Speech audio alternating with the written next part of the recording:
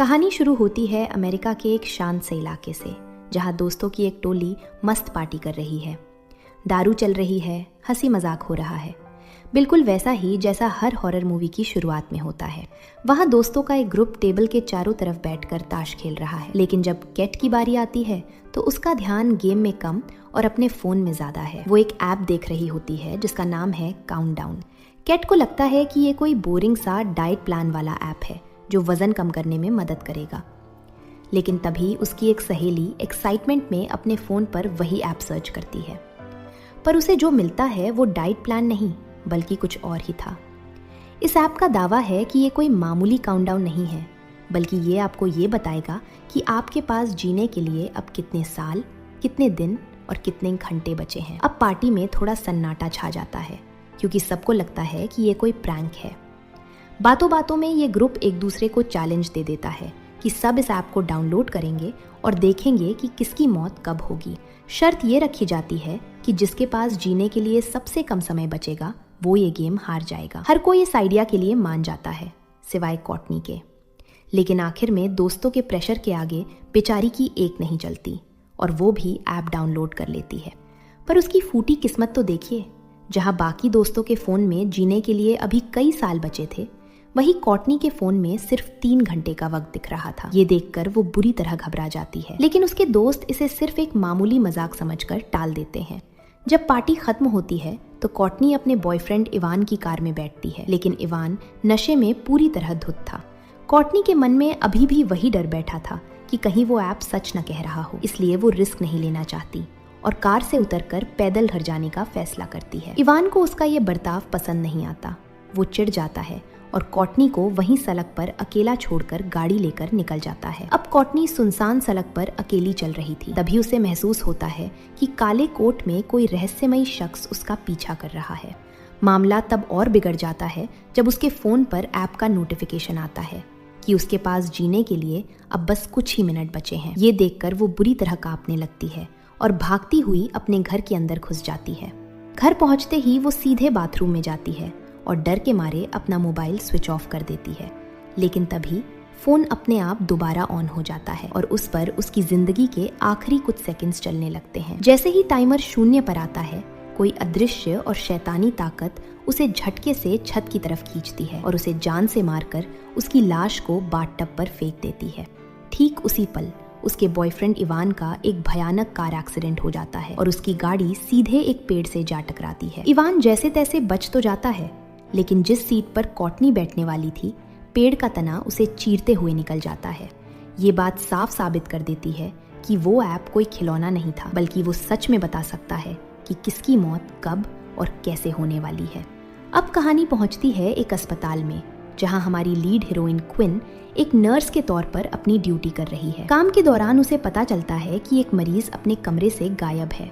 Quinn उसे ढूंढते हुए अस्पताल के एक पुराने और बंद पड़े वार्ड में पहुंचती है, जहां उसे इवान मिलता है, वही कॉटनी का बॉयफ्रेंड। इवान बुरी तरह डरा हुआ था और पागलों की तरह कह रहा था कि कॉटनी के साथ कुछ बुरा हुआ है, क्योंकि वो ठीक उसी वक्त मरी जब ऐप का टाइमर खत्म हुआ था। क्विन उसे दिलासा देने की कोशिश करती है और वापस उसके कमरे में ले जाने लगती है, लेकिन तभी इवान उसे अपना फोन दिखाता है। ऐप के मुताबिक इवान के पास जीने के लिए अब सिर्फ 19 घंटे बचे थे। कुछ देर बाद क्विन की मुलाकात हेड नर्स एमी से होती है, जिसने क्विन के हॉस्पिटल में आने की खुशी में एक छोटी सी पार्टी रखी थी। सब लोग केक काट रहे थे और मस्ती कर रहे थे। तभी क्विन बातों बातों में उस काउंटडाउन ऐप का जिक्र छेड़ देती है जो उसने इवान के फोन देखा था। ये सुनकर उसके बाकी साथी भी मजे मजे में ऐप इंस्टॉल करने लगते हैं ताकि देखें कि ये सच है या नहीं। यहाँ तक कि डॉक्टर सलिवन भी इसे डाउनलोड करते हैं और ये देखकर बड़े खुश होते हैं कि वो 90 साल तक जीने वाले हैं। पूरा ग्रुप इस बात का जश्न मनाने लगता है, बेखबर इस बात से कि ये ऐप उनकी जिंदगी बदल देगा। लेकिन तभी अचानक एक रहस्यमयी आदमी एक बीमार लड़की को लेकर अस्पताल पहुंचता है। उसकी हालत काफ़ी ख़राब थी। डॉक्टर सुलिवन और बाकी नर्सें तुरंत एक्शन में आते हैं और उसे एक इंजेक्शन देते हैं। किस्मत अच्छी थी कि वो लड़की होश में आ जाती है और उसकी जान बच जाती है।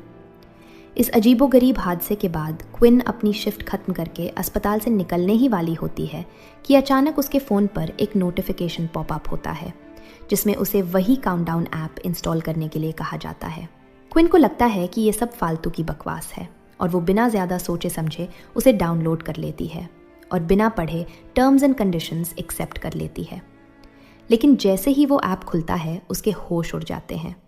ऐप के मुताबिक उसके पास जीने के लिए अब 2 दिन से भी कम का वक्त बचा था।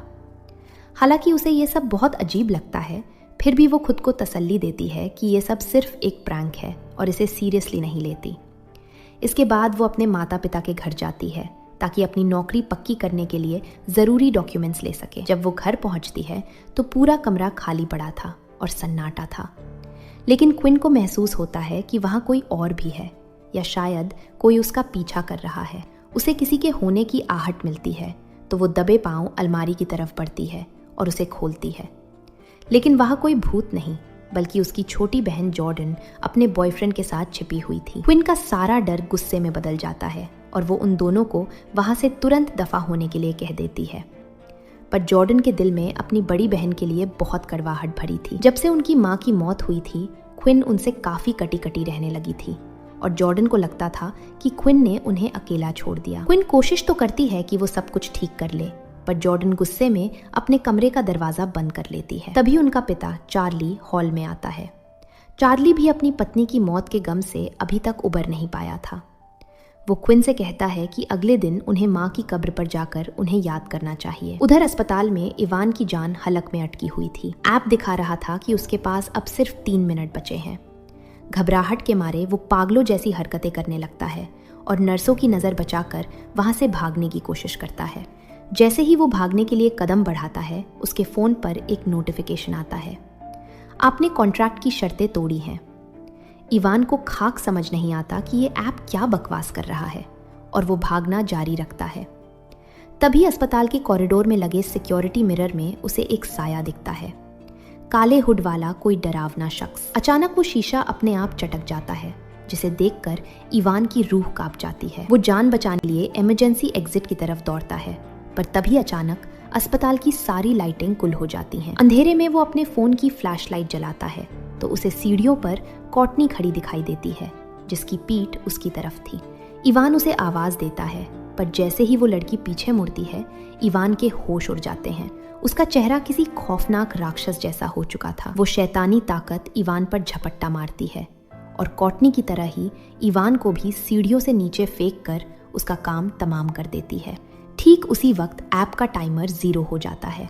कुछ ही देर बाद जब क्विन अस्पताल पहुंचती है तो उसे इवान की मौत की खबर मिलती है। अब उसका शक यकीन में बदल चुका था कि इवान का खत्म होना और उस काउंटडाउन ऐप का कोई गहरा कनेक्शन है। वो डर के मारे इवान के कमरे में भागती है और उसका फोन उठाती है, पर फोन पर लॉक लगा था। अब कोई रास्ता न देख क्विन एक खौफनाक कदम उठाती है। वो सीधे मुर्दा घर में जाती है, इवान की लाश को बाहर निकालती है और उसके चेहरे का इस्तेमाल करके फेस अनलॉक के जरिए फोन खोल लेती है। जैसा कि उसे डर था, इवान के फोन का टाइमर 0 हो चुका था। अब क्विन को अपनी जान की फिक्र सताने लगती है, क्योंकि उसके पास भी अब सिर्फ 1 दिन बचा था। इत्तेफाक देखिए, जिस दिन ऐप उसकी मौत बता रहा था ठीक उसी दिन उसे अपने पिता के साथ अपनी माँ की कब्र पर जाना था। उसे लगा कि शायद वहां जाना ही उसके लिए खतरा बन जाए, इसलिए वो तुरंत अपने पिता चार्ली को फोन करती है और प्लान कैंसिल करने को कहती है। लेकिन जैसे ही वो फोन रखती है उसके मोबाइल पर एक डरावना मैसेज चमकता है, आपने कॉन्ट्रैक्ट की शर्तें तोड़ी हैं। यानी प्लान बदलते ही ऐप ने उसे वार्निंग दे दी। क्विन बुरी तरह घबरा जाती है, पर फिर भी हिम्मत जुटाकर काम पर ध्यान देने की कोशिश करती है और एक मरीज का चेकअप करने जाती है। डॉक्टर सुलेवन उसकी घबराहट टाड़ लेते हैं और उसे सांत्वना देने के बहाने करीब आते हैं, लेकिन जल्द ही डॉक्टर की नीयत साफ हो जाती है। वो क्विन के साथ जबरदस्ती करने की कोशिश करते हैं और उसे चूमने के लिए आगे बढ़ते हैं। क्विन जैसे तैसे खुद को उनके चंगुल से छुड़ाती है और वहां से भागकर अपनी हेड नर्स एमी के पास मदद के लिए निकल जाती है। क्विन अभी एमी से बात करने जा ही रही होती है कि डॉक्टर सुलेवन बीच में आ टपकते हैं। वो बड़ी चालाकी से हेड नर्स को किसी अर्जेंट काम के बहाने बुला लेते हैं ताकि क्विन उनकी शिकायत न कर सके। बेचारी क्विन के पास अपनी शिफ्ट खत्म करने के अलावा कोई चारा नहीं बचता। घर लौटकर वो पागलों की तरह उस खूनी ऐप के बारे में रिसर्च शुरू कर देती है।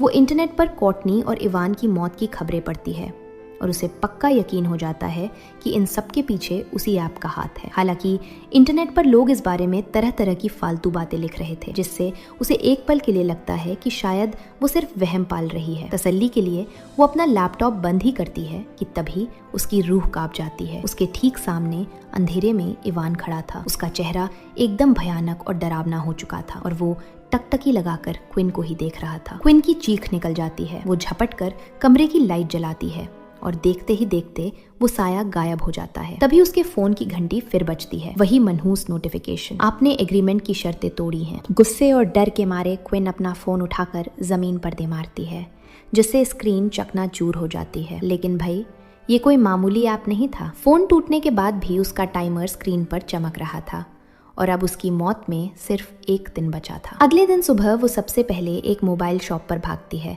और एक नया फोन खरीदती है। उसे लगा कि नया फोन मतलब नई शुरुआत और उस मनहूस ऐप से पीछा छूट जाएगा। लेकिन जैसे ही वो नया फोन ऑन करती है, उसके पैरों तले जमीन खिसक जाती है। वो काउंटडाउन ऐप नए फोन में पहले से ही मौजूद था।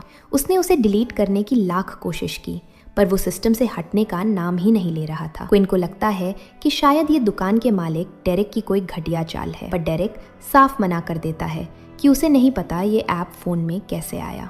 परेशान होकर क्विन अपनी कार में जाकर बैठ जाती है, पर जैसे ही वो कार के बैक कैमरे में देखती है, उसे वही हुड वाला साया दिखाई देता है। वो डरकर पीछे मुड़ती है तो वहाँ कोई नहीं था। वो घबराकर कार भगाने की कोशिश करती है, पर तभी अचानक पीछे से 2 हाथ आते हैं और उसका चेहरा दबोच लेते हैं। इस चक्कर में क्विन का बैलेंस बिगड़ता है और उसकी कार दूसरी गाड़ी से जा टकराती है। दूसरी कार का ड्राइवर गुस्से में लाल पीला होकर क्विन पर चिल्लाने लगता है। तभी मोबाइल शॉप से एक लड़का बाहर आता है और क्विन का बचाव करने के लिए उस ड्राइवर से भिड़ जाता है।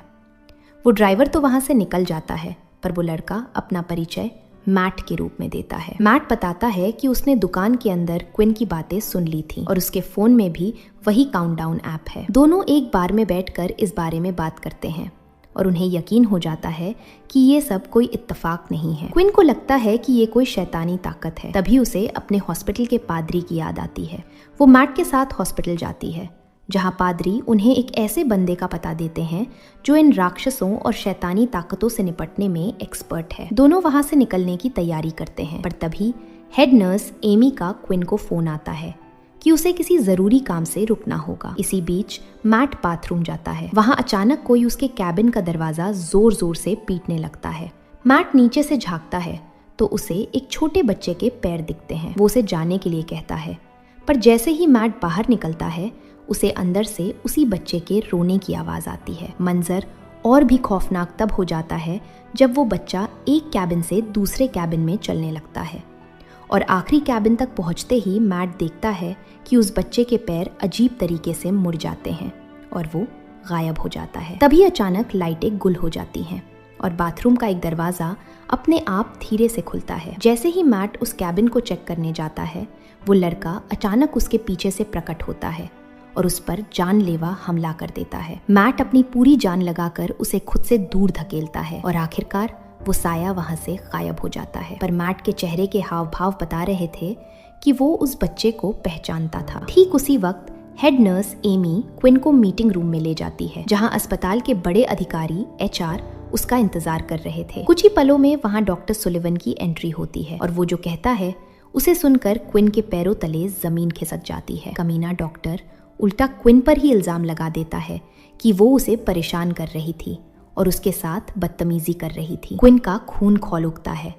वो चिल्लाकर सच बताने की कोशिश करती है कि असल में उस डॉक्टर ने उसके साथ जबरदस्ती की थी, पर वहां कोई भी उसकी बात पर यकीन नहीं करता। इस नाइंसाफी से तंग आकर क्विन वहां से निकल जाती है और मैट को फोन करती है ताकि वो दोनों पादरी के बताए हुए पते पर जा सकें। थोड़ी देर बाद दोनों उस जगह पहुंचते हैं और उनकी मुलाकात फादर जॉन से होती है। ये पादरी बाकी पादरियों की तरह बोरिंग नहीं, बल्कि थोड़े सनकी और अतरंगी किस्म के थे। लेकिन अच्छी बात ये थी कि फादर जॉन ने उनकी कहानी पर यकीन कर लिया। वो उन्हें बताते हैं कि जो शैतान उनका पीछा कर रहा है उसका नाम ओजान है। फादर जॉन एक पुरानी कहानी सुनाते हैं कि कैसे एक राजकुमार ने एक जिप्सी से अपनी मौत की तारीख जान ली थी और उस जानकारी का इस्तेमाल करके अपनी किस्मत से भागने की कोशिश की थी, लेकिन इस चालाकी ने ओजान को जगा दिया, जो उसे तब तक तड़पाता रहा जब तक उसकी मौत नहीं हो गई। फादर का मानना है कि ये मोबाइल ऐप उसी पुरानी जिप्सी की भविष्यवाणी का मॉडर्न रूप है। अब उनके पास बचने का सिर्फ एक ही रास्ता था,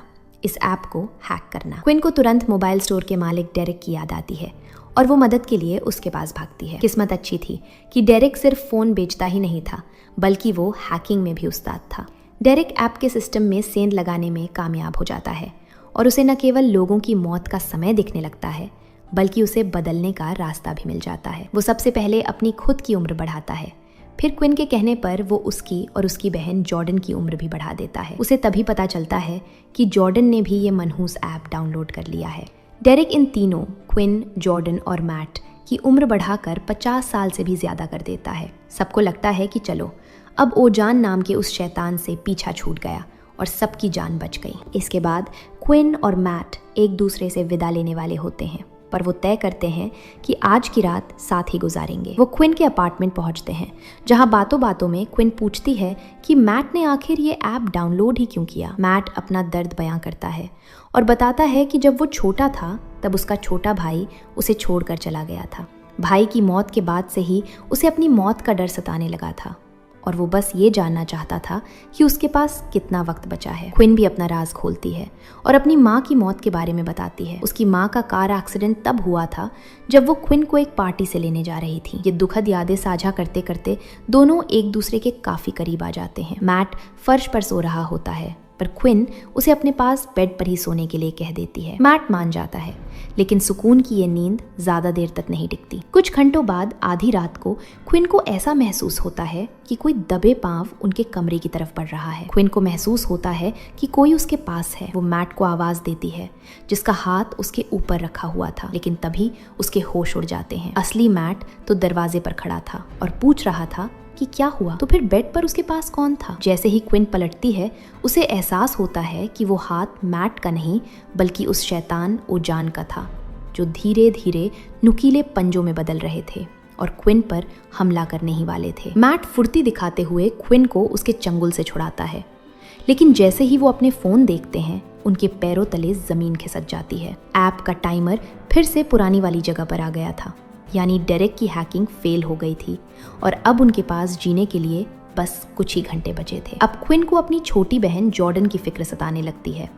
वो तुरंत उसे फोन लगाती है, पर जॉर्डन का फोन तो उसकी नैनी ने छीन लिया था। फोन की घंटी सुनकर जॉर्डन चोरी छिपे अपने कमरे में जाती है ताकि अपना फोन वापस ले सके। जैसे ही वो फोन उठाने के लिए झुकती है, ओजान का एक भयानक हाथ उसके कंधे को जकड़ लेता है। जॉर्डन डर के मारे पीछे मुड़ती है, पर वहां कोई नहीं था। जब वो अपने फोन का टाइमर देखती है तो समझ जाती है कि उसकी मौत भी अब बहुत करीब है। तभी अचानक घर की लाइटें अपने आप जलने बुझने लगती हैं। बुरी तरह डरकर जॉर्डन बेड के नीचे छिप जाती है और टकटकी लगाए दरवाजे की तरफ देखती है कि कहीं कोई अंदर ना आ जाए। तभी सन्नाटे को चीरते हुए उसे अपनी मरी हुई माँ की आवाज सुनाई देती है। इससे पहले कि वो कुछ समझ पाती, उसके ऊपर से बेड को कोई जोर से खींच लेता है और उसकी माँ की रूह उसके ठीक बगल में खड़ी नजर आती है। जॉर्डन चीखते हुए घर से बाहर की तरफ भागती है और तभी सामने से क्विन और मैट आ जाते हैं। ये तीनों फौरन भागकर उसी सन की पादरी फादर जॉन के पास पहुंचते हैं और उन्हें बताते हैं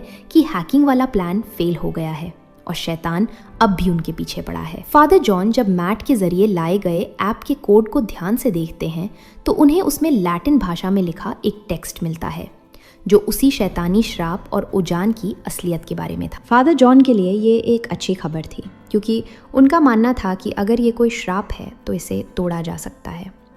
उन्होंने ओजान को उसी के खेल में मात देने का एक मास्टर प्लान बनाया। प्लान सीधा था, उन्हें बस ये साबित करना था कि ऐप की भविष्यवाणी गलत है। अगर वो अपनी मौत के तय समय के बाद 1 सेकंड भी जिंदा बच गए तो वो ऐप और वो शैतान दोनों हार जाएंगे। इसके लिए चारों बेसमेंट में जाते हैं और वहाँ नमक से एक सुरक्षा घेरा बनाते हैं। नमक इधर उधर न फैले इसलिए वो उसे पेंट में मिलाकर ज़मीन पर एक बड़ा सुरक्षा चिन्ह बना देते हैं। तैयारी पूरी थी और मौत की लिस्ट में सबसे पहला नाम था मैट का, जिसके पास अब सिर्फ 2 मिनट बचे थे। अचानक लाइटें गुल हो गईं। ओजान आ चुका था। फादर जॉन अपनी क्रॉस पकड़कर ऊपर वाले से हिफाजत की दुआ मांगने लगे। तभी ओजान अपने असली और खौफनाक रूप में सबके सामने आ गया, पर वो उस सुरक्षा घेरे के अंदर नहीं घुस पा रहा था। तभी मैट को बरगलाने के लिए ओजान ने एक चाल चली। मैट के सामने वही खिलौना आ गया जो उसके छोटे भाई के पास हुआ करता था, और फिर उसे अपने भाई की रूह दिखाई दी। भाई के प्यार में मैट अपनी सुध बुध खो बैठा, और जैसे ही उसने भाई की तरफ हाथ बढ़ाया, उसका पैर घेरे से बाहर निकल गया। बस ओजान को यही मौका चाहिए था। उसने अपने पंजों से मैट को घसीटकर बाहर फेंक दिया। क्विन उसे बचाने के लिए बाहर भागी। उसे लगा मैट ठीक है, पर तभी एक तेज रफ्तार कार आई और मैट को सीधे एक पेड़ से दे मारी। मैट का वहीं काम तमाम हो गया। ऐप की भविष्यवाणी सच साबित हुई। अब सिर्फ क्विन और जॉर्डन बची थीं। क्विन हार मानने ही वाली थी, पर जब उसने अपनी छोटी बहन को ओजान के हमले से घायल देखा तो उसके अंदर एक नई हिम्मत जाग उठी। वो जॉर्डन को लेकर तुरंत अस्पताल पहुंची। वहां उसकी एक सहकर्मी नर्स मिली, जिसने कहा कि उसे अब क्विन की बात पर यकीन है कि डॉक्टर सुलिवन एक नंबर का घटिया आदमी है। डॉक्टर सुलिवन को जॉर्डन का इलाज करते देख क्विन के दिमाग में एक धाकड़ आइडिया आया। उसे समझ आ गया कि ओजान को कैसे खत्म करना है। जैसे ही डॉक्टर जॉर्डन का इलाज करके अपने कैबिन में गया, क्विन उसके पीछे गई और उसे अपनी बातों में फंसाने लगी। डॉक्टर को उसका बर्ताव अजीब लगा, पर क्विन ने बहाना बनाया कि वो अपनी नौकरी वापस पाने के लिए कुछ भी करने को तैयार है। वो उसे अस्पताल के उस हिस्से में ले गई जहां अभी काम चल रहा था। वहां क्विन ने उसके साथ लुका छिपी का खेल खेलने का नाटक किया और अपनी आवाज के पीछे उसे खींचने लगी। डॉक्टर साहब हवस के मारे अंधे होकर उसके पीछे चल दिए, ये जानते हुए भी नहीं कि क्विन के हाथ में एक भारी भरकम लोहे की रॉड क्रॉबार है। जैसे ही डॉक्टर का ध्यान भटकता है, क्विन बिजली की फुर्ती से उसकी तरफ दौड़ती है, उसे ज़मीन पर पटक देती है और धमकी देती है कि वो उसके दिल में एक ऐसा इंजेक्शन लगा देगी जिससे उसकी धड़कन रुक जाएगी। तभी जॉर्डन अपनी बहन का पीछा करते हुए वहां पहुंचती है और पूछती है कि वो ये क्या कर रही है। क्विन जवाब देती है कि अगर वो ऐप को गलत साबित कर दे और डॉक्टर सुलिवन समय से पहले मर जाए तो ये श्राप हमेशा के लिए टूट जाएगा। उसका अंदाज़ा सही निकलता है, क्योंकि जैसे ही वो इंजेक्शन लगाने बढ़ती है, ओजान बीच में आकर डॉक्टर को पीछे खींच लेता है। इसी अफरा तफरी में क्विन अपनी बहन जॉर्डन से अलग हो जाती है। तभी जॉर्डन के फोन पर मैसेज आता है। उसके पास अब सिर्फ 2 मिनट बचे थे। वक्त तेजी से निकल रहा था और क्विन किसी भी कीमत पर डॉक्टर को ढूंढना चाहती थी, पर डॉक्टर उसे पहले ढूंढ लेता है और एक जोरदार मुक्का मारकर उसे जमीन पर गिरा देता है। वो क्विन से लोहे की रॉड भी छीन लेता है, लेकिन क्विन किसी तरह वहां से भाग निकलती है। डॉक्टर उसे ढूंढते हुए चिल्लाता है कि वो पुलिस को सब बता देगा। तभी क्विन उसके पीछे से आती है और उसे एक दर्दनाक किक चढ़ देती है। अब रॉड क्विन के हाथ में थी और वो आखिरी वार करने ही वाली थी कि डॉक्टर अलमारियों के पीछे से होता हुआ कमरे के बाहर भाग जाता है। हालांकि उसका पैर चोटिल था, इसलिए वो ज्यादा दूर नहीं जा पाया। क्विन उसका पीछा करती है और पूरी ताकत से रॉड उसकी पीठ पर दे मारती है। डॉक्टर नीचे गिर पड़ता है और क्विन अपना इंजेक्शन निकालती है, पर इससे पहले कि वो उसे डॉक्टर को लगा पाती, ओजान अपनी शैतानी ताकत से उसे दूर फेंक देता है। गिरने की वजह से क्विन का पैर मुड़ जाता है और वो डॉक्टर का पीछा नहीं कर पाती, जो वहां से भाग खड़ा होता है। सारी उम्मीदें खत्म होती दिख रही थी, पर क्विन हार नहीं मानती। वो पास की दवाइयों की अलमारी से कुछ दवाइयां निकालती है। ये उसकी अपनी बहन को बचाने की आखिरी कोशिश थी। उधर जॉर्डन अस्पताल से बाहर निकलने की कोशिश में मुर्दा घर पहुंच जाती है। उसके फोन पर अब सिर्फ 1 मिनट बचा था। तभी ओजान वहां प्रकट होता है और जॉर्डन को उठाकर कांच की खिड़की पर दे मारता है। जॉर्डन जान बचाने के लिए रेंगती हुई भागती है, पर वो शैतान उसे घसीट कर पास लाता है और अपना डरावना चेहरा दिखाता है। अब जॉर्डन की मौत का समय आ चुका था, लेकिन तभी क्विन वहां पहुंचती है और ओजान के सामने वही इंजेक्शन तान देती है। वो खुद को मारने की धमकी देती है ताकि श्राप टूट जाए और जॉर्डन बच सके। ओजान उसे रोकने के लिए क्विन की माँ का रूप धर लेता है ताकि उसे इमोशनल कर सके। क्विन एक पल के लिए हिचकिचाती है, पर जैसे ही उसे एहसास होता है कि ये उसकी माँ नहीं बल्कि एक छलावा है, वो खुद को इंजेक्शन लगा लेती है और बेहोश होकर गिर पड़ती है। ओजान घबराकर क्विन को मौत से बचाने की कोशिश करता है, क्योंकि अगर वो समय से पहले मर गई तो श्राप टूट जाएगा। पर अब बहुत देर हो चुकी थी। देखते ही देखते ओजान राख बनकर हवा में उड़ जाता है और क्विन का शरीर बेजान होकर जमीन पर गिरता है। जॉर्डन भागकर अपनी बहन के पास आती है, पर क्विन कोई जवाब नहीं दे रही थी। तभी जॉर्डन की नजर क्विन के हाथ में पकड़ी एक दवाई और उसकी बांह पर लिखे एक नाम और जगह पर पड़ती है जहां वो दवाई लगानी थी। क्विन ने पहले ही सब प्लान कर लिया था। जॉर्डन तुरंत वो इंजेक्शन क्विन को लगाती है और उसे होश में आने की भीख मांगती है। काफी कोशिशों के बाद क्विन की आंखें खुलती हैं और दोनों बहनें गले मिल जाती हैं। कुछ दिनों बाद दोनों बहनें अपने पिता के साथ अपनी माँ की कब्र पर जाती हैं। सब कुछ ठीक लग रहा था, पर तभी क्विन के फोन पर एक नया नोटिफिकेशन आता है। काउंटडाउन 2.0 यानी ऐप का नया वर्जन अपने आप इंस्टॉल हो गया था। जॉर्डन अपनी बहन से पूछती है कि क्या हुआ, पर क्विन के कुछ बोलने से पहले ही दूर अंधेरे में उन्हें वही काले हुड वाला साया खड़ा दिखाई देता है। यानी उजान का साया अभी भी उनके पीछे है और ये सिलसिला इतनी आसानी से खत्म नहीं होने वाला। तो दोस्तों, आपको ये मूवी कैसी लगी कमेंट्स में ज़रूर बताएं। अगर वीडियो पसंद आया हो तो लाइक करें और ऐसे ही मज़ेदार मूवी रिकैप्स के लिए सब्सक्राइब करें। मिलते हैं अगले वीडियो में।